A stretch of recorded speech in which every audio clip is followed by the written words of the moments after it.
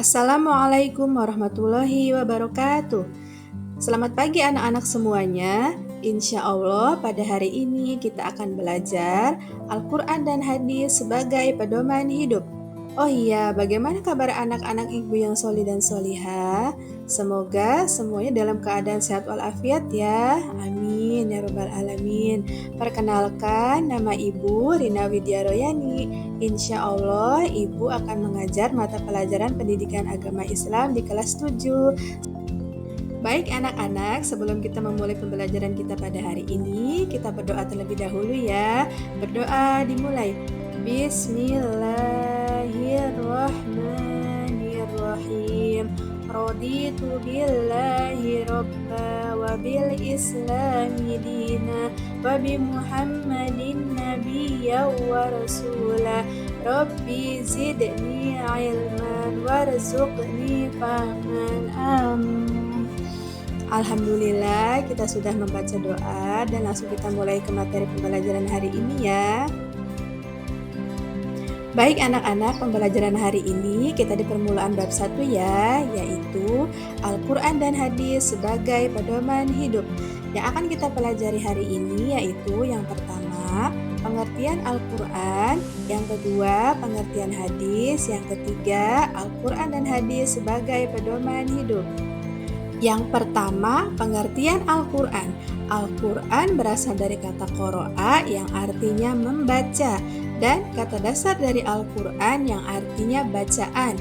Huruf alif pada Al-Quran mengandung arti kesempurnaan. Jadi Al-Quran adalah bacaan yang sempurna. Tidak hanya sempurna bacaannya, tapi juga sempurna kandungannya, sempurna redaksinya, dan sempurna petunjuknya. Petunjuk yang ada di dalam Al-Quran. Al-Quran adalah kalamullah yang mengandung mukjizat yang diturunkan kepada Nabi Muhammad melalui perantara malaikat Jibril, diriwayatkan secara mutawatir, membacanya bernilai ibadah, disusun secara sistematis, mulai dari surat Al-Fatihah sampai dengan surat An-Nas. Al-Quran dalam sejumlah ayat dijelaskan sebagai petunjuk, penjelas, dan pembeda antara yang hak atau yang benar dan yang batil atau yang salah. Nah, yang selanjutnya yaitu pengertian hadis.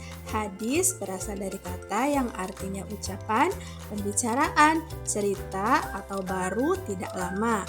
Hadis dalam makna yang luas yaitu segala sesuatu yang disandarkan kepada Nabi Muhammad SAW, baik berupa perkataan, perbuatan, ketetapan, dan sifat.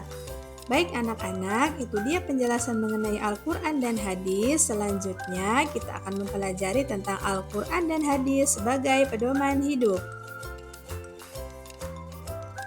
Selanjutnya yaitu Al-Quran dan hadis sebagai pedoman hidup manusia.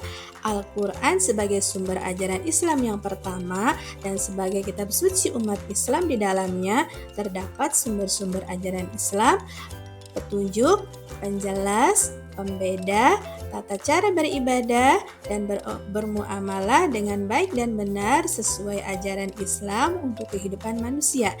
Hadis sebagai sumber ajaran Islam yang kedua, karena hadis berasal dari perkataan, perbuatan, dan tindakan Nabi Muhammad SAW yang memiliki kedudukan yang sangat penting dalam agama Islam.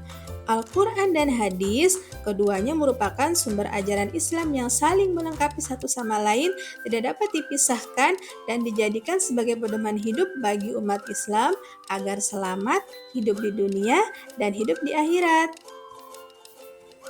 Nah, itu dia anak-anak pembelajaran kita hari ini mengenai pengertian Al-Quran, pengertian hadis, Al-Quran dan hadis sebagai pedoman hidup. Baiklah anak-anak, sampai di sini dulu pertemuan kita hari ini.